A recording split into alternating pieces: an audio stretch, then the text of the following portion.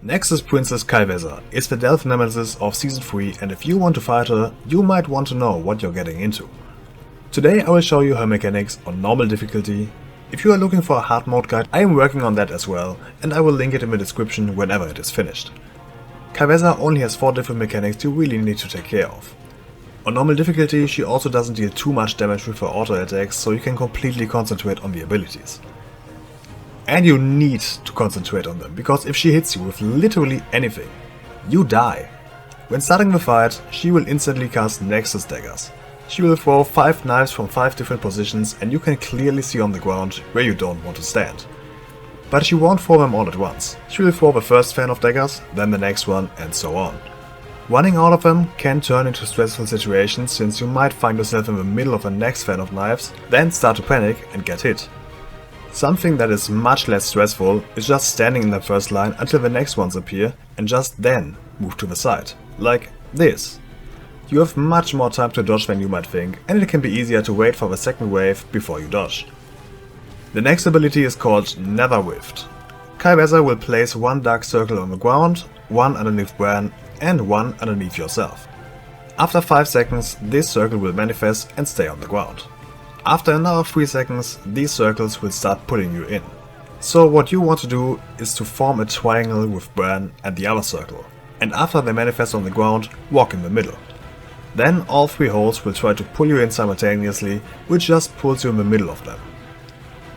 While standing in the middle, you have some time to actually deal damage before the next ability starts. So this is when you want to use your offensive cooldowns and try to deal as much damage as possible before she begins to cast Dark Massacre. The ability Dark Massacre will summon 3 shadowy versions of her after another who will charge at you. You want to face them directly. If you do that, nothing will happen to you. But if they hit you from behind or from the side, they will instantly kill you. After that, these abilities will start from the beginning. Nexus daggers, Nether Rift, Dark Massacre. Eventually, she will then start the ability Invoke the Shadows. This is basically a shell game, where you have to take a close look at the original NPC. There are 5 duplicates and the original, but they all look the same. You can first see which one is the OG, because she yells which is real, and then the 6 variants will move around a couple of times.